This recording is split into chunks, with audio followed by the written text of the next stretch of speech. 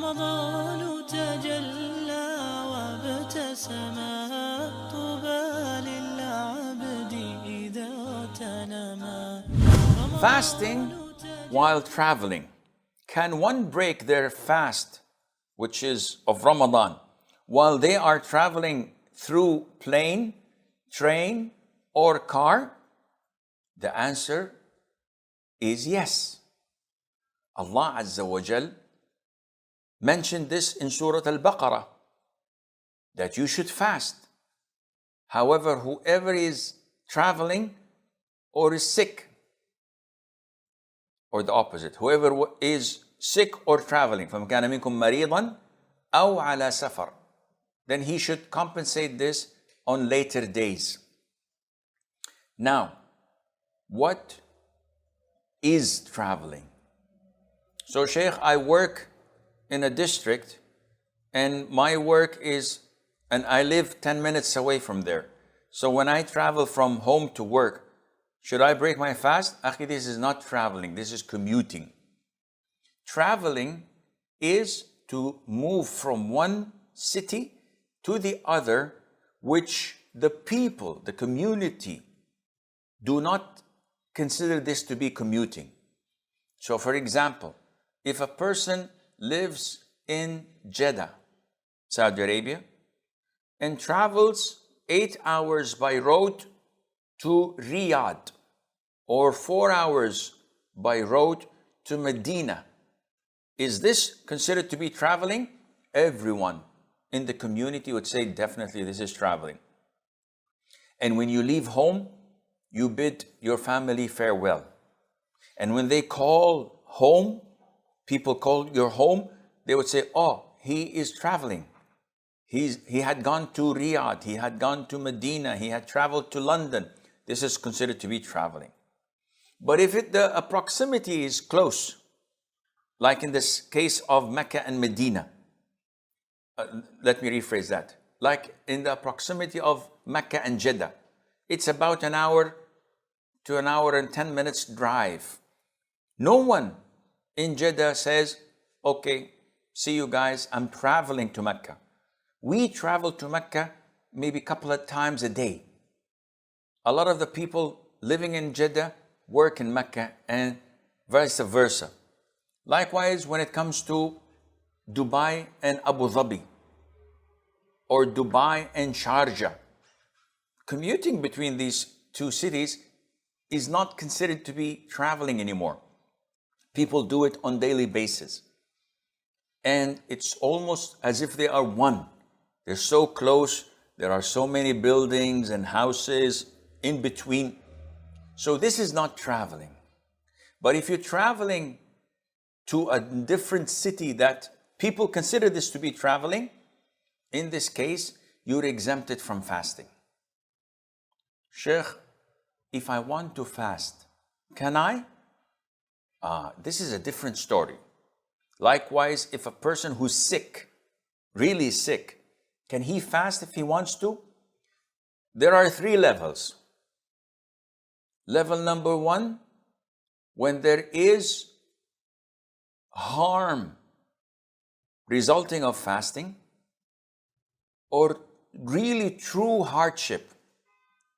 So a person who's sick, if he fasts, his health would deteriorate, or his recovery would be delayed, or he would get more harm, maybe die.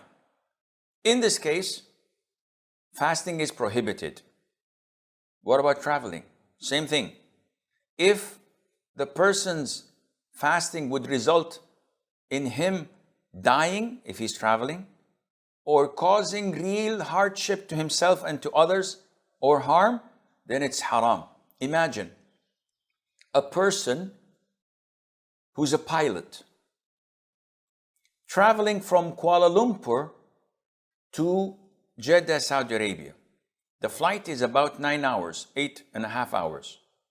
But he's headed towards the west, which means that the flight takes off at 12 o'clock noon. So he's been fasting for 6 hours, from 6 o'clock till 12, local time in Kuala Lumpur. and he flies 8.5 hours. So these are 14.5 hours of fasting. He reaches Jeddah at 2 o'clock p.m. local time, which means that he has 5 more hours to fast, which means that the total hours of fasting would be 21 for him. This is hard, but the problem is not in it being hard.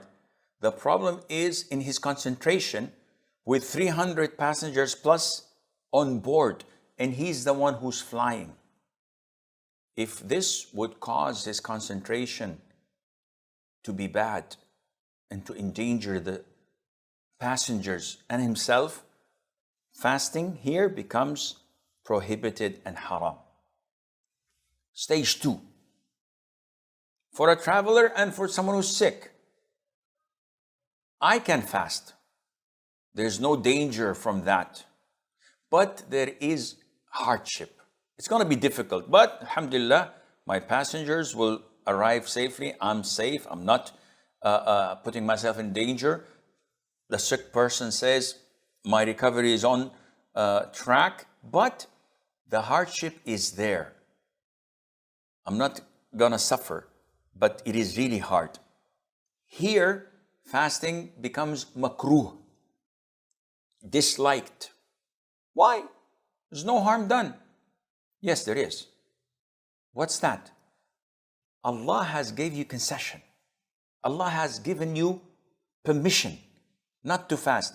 And you reject Allah's favor and blessing upon you and insist on fasting. Why?